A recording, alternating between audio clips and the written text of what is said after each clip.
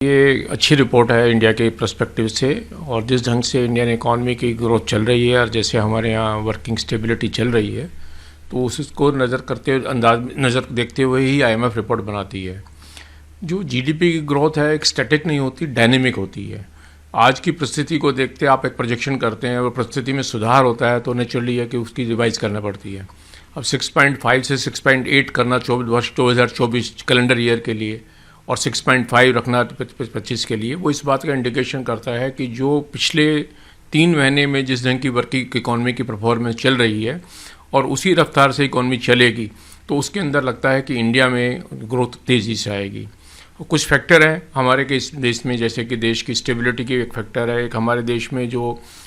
Domestic consumption है उसका एक पैरामीटर आता है,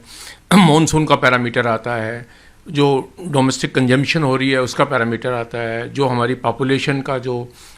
डेमोग्राफिक है उसका प्रेशर वो वर्किंग आती है, और जो डाटा कलेक्ट किया जाता है बहुत सारी आइटमों का कलेक्शन का,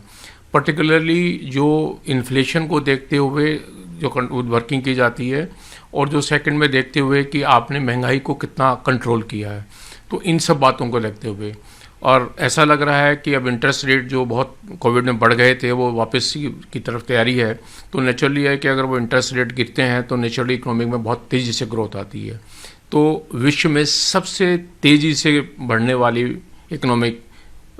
जो ग्रोथ है वो इंडिया में होने जा रही है। तो ये अपने आप में IMF ने रिकॉग्नाइज किया और उसी हिसाब से उन्होंने डाटा को रिवाइज किया, प्रोजेक्शन को। सर, सेक्टर्स की बात करें और बेनिफिट्स की बात करें तो कब से और किस किस सेक्टर्स में ज़्यादा जो है नज़र आने लगेगा? देखिए, इंडिया का जो इस समय सर्विसेज सेक्टर है वो ऑलरेडी बहुत हाई है। जो मेन ग्रोथ के सेक्टर जो फोकस है इस समय है मैन्युफैक्चरिंग के ऊपर। तो जिस ढंग से हमने ये PLI स्कीम वगैरह जो निकाली है, और जो आज की डेट में अब जो पीछे पॉलिसीज़ में हमने चिप के बारे में, मोबाइल फ़ोन के बारे में और जो ऑटोमोबाइल के बारे में जो स्टेप लिए हैं, और अभी आपने देखा होगा जो बाहर से निवेश जिस ढंग से आ रहा है, और जो आज की डेट में जो हमारी जो फॉरेन एक्सचेंज की पॉलिसी है, तो ये सब इंडिकेशन है कि जो मैन्युफैक्चरिंग सेक्टर है वो काफ़ी डोमिनेट करेगा, क्योंकि आज की डेट में मैन्युफैक्चरिंग सेक्टर का कंट्रीब्यूशन उतना नहीं है जितना इंडिया में होना चाहिए। जियोपॉलिटिकल सिचुएशन इंडिया की आज की डेट में बहुत बेटर प्लेस्ड है। चाइना जो कि manufacturing capital of the world कहलाता है, उसके ऊपर आज बहुत सारे पॉलिटिकल इश्यूज़ आए हुए हैं, जो वर्ल्ड के क्राइसिस आया हुआ है, तो उसको बाद में ध्यान में रखते हुए इंडिया के लिए बड़ी बहुत अच्छी अपॉर्चुनिटी है। और ये बात भी आपको ध्यान में रखनी चाहिए कि 6.8 की जो IMF ने प्रोजेक्शन की है